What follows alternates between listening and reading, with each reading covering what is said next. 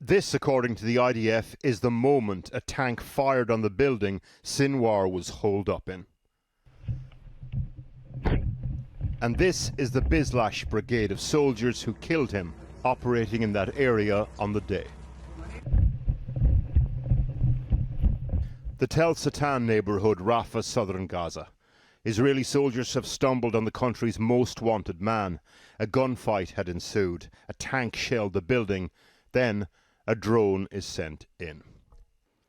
It picks up Sinwar sitting in an armchair still alive. Looks like a hand is missing. Eyes on the approaching machine. The last act of armchair aggression from the man who planned the death of so many, throwing a stick at a UAV. The Israelis released pictures of items they say were found with the body, from suitably sinister to mawkish and mundane. Cash, bullets, ID papers, Mentos. Also a map of what's reported to be a tunnel network. Along with Sinwar's brother Mohammed, Khalil al-Hayya is a candidate for the next leader of Hamas. Today, thought to be in Qatar, eulogized Sinwar and ruled out an imminent release of hostages in Gaza. Those prisoners will not return to you until the aggression on our people in Gaza is stopped and full withdrawal from it, and release our heroes, the prisoners, from the occupation jails, and we continue with the Hamas path. 101 hostages are still being held in Gaza, at least half of them thought to be still alive. Their friends and family took to the streets of Tel Aviv again today. Here in Israel, we don't celebrate the elimination of our enemies. We celebrate when our loved ones come back home. At Hostages Square, we met the cousin of Carmel Gat. The occupational therapist was one of a group of 6 hostages murdered in Gaza's tunnels back in August. DNA found at the scene indicated that Sinwar had also been in the area, possibly using Carmel and the others as human shields. Some people in the government in Israel want to go on fighting forever and to keep on fighting, even though we eliminated Sinwar, even though we have a chance to get the hostages back. We need to focus on what's important, and most of the Israelis think exactly what I think. They think that the most important thing is the hostages, and if we miss this chance, this golden hour to get the hostages back, we can only blame ourselves. Benjamin Netanyahu has said that Sinwar's death doesn't mean the end of the war in Gaza, and now, of course, other fronts have opened.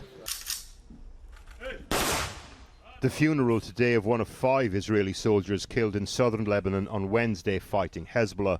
Some of those injured were first brought to this hospital in Haifa, northern Israel.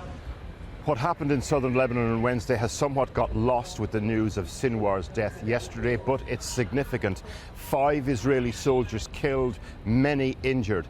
They were from the Golani unit, and what's important about that is that colleagues of theirs also from that brigade were killed in a drone strike by Hezbollah earlier in the week. Also today, 2 gunmen dressed in military uniform cut through a border fence and entered Israel from Jordan.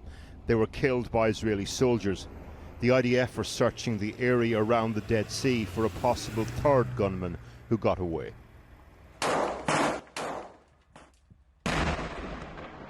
A reminder that even with the death of the man who let this conflict's genie out of the bottle, the possibility of escalatory action can come in forms and from places no one is ready for. There's also little hope in Lebanon that Sinwar's death will mean the end of the conflict there. Hezbollah says it is escalating its war against Israel. There's been no let-up in the IDF's airstrikes across South Lebanon, and the UN says its peacekeeping mission has suffered several deliberate attacks by Israel in recent days. Our international editor, Lindsay Hilsum, is live in Beirut. Alex, all day long, the Americans and the Israelis have been talking about the death of this one man, Yahya Sinwar. But, you know, it looks a little different here because everybody remembers that all of his predecessors as leaders of Hamas were also killed by the Israelis. It's almost in the job description. and it didn't destroy Hamas. So people here don't think it's really going to make that much difference. It also doesn't address the fundamental problem, which is that there is no peace process to deal with the fact that Israel is occupying Palestinian land. Similarly here, they killed Hassan Nasrallah, the leader of Hezbollah. Of course that weakens the organization, but it hasn't stopped Hezbollah from fighting, and we understand that the fighting is quite fierce down on the border. Nor does it address the fundamental problem of the enmity between Hezbollah's patrons, Iran, and Israel. So that's why very few people here think that what the Americans want will happen. Very few people think that this is going to be a turning point in this conflict. So much for Western leaders' dreams of peace. Today, the Israeli military released footage of their troops operating in southern Lebanon and claimed victories. There is great damage. An entire chain of command is being wiped out. Hezbollah is hiding its fatalities. It is hiding dead commanders. But Hezbollah is still firing rockets and announced today a new and escalating phase in the confrontation with the Israeli enemy. Those fighting Israel do not believe the Jewish state's ambitions will be satisfied by the killing of the Hamas leader. They have this bigger plan for the Middle East, the whole Middle East. And that's what Netanyahu said bluntly when he said that we need to establish a new Middle East order. So the Hezbollah will keep fighting, and that's why I believe that this battle would be longer than we expect. It wouldn't stop at with the killing of Sinwar, nor with a ceasefire in southern Lebanon. 3,000 kilometers and a world away, President Biden was meeting European leaders. Cue optimism, some might say wishful thinking, about Israel turning from war to diplomacy and the Jewish state's weakened enemies realizing that their time is up. The death of the leader of Hamas represents a moment of justice. He had the blood of Americans and Israelis, Palestinians and Germans and so many others on his hands. I told the Prime Minister of Israel yesterday, let's also make this moment an opportunity to seek a path to peace, a better future in Gaza without Hamas. Back in southern Lebanon, UN peacekeepers can do little but distribute aid to villagers who have defied Israeli orders to leave their homes. Thank God we're alive. There's a lot of bombing and we keep running from place to hide. Israeli troops have damaged UNIFIL's base in an attempt to drive them away from the border. The Italian Prime Minister visiting Lebanon today says the UN peacekeeping force, which includes Italians, should stand their ground. This is why I repeat that I consider targeting UNIFIL unacceptable, and I ask once again that all parties strive to ensure that at all times the safety of each of these soldiers is guaranteed. Today, they buried 13 people killed in Israeli strikes on the southern Lebanese town of Nabatea. The death of the Hamas leader is cause for neither joy nor despair here. They are engulfed by their own grief. Lindsay Hilsum in Beirut. Now, Alan Pincus was Israel's consul general in New York and is now a columnist for the Haaretz newspaper. I spoke to him earlier and began by asking if this should be a moment for peace. Israel should announce a unilateral ceasefire, demand a hostage exchange in order to maintain that ceasefire, see how their reaction is, but for all intents and purposes, declare that the war is over. But that won't happen. What will happen? The IDF will not retreat, will not withdraw. Mr. Netanyahu, the prime minister, does not see this as an isolated arena, but rather part of a major, bigger war that extends now into Lebanon with Hezbollah and also directly with Iran. So in his mind, a ceasefire in Gaza would not achieve anything. But it's playing well for him at home, isn't it? He is doing better, Alex, than you would have expected.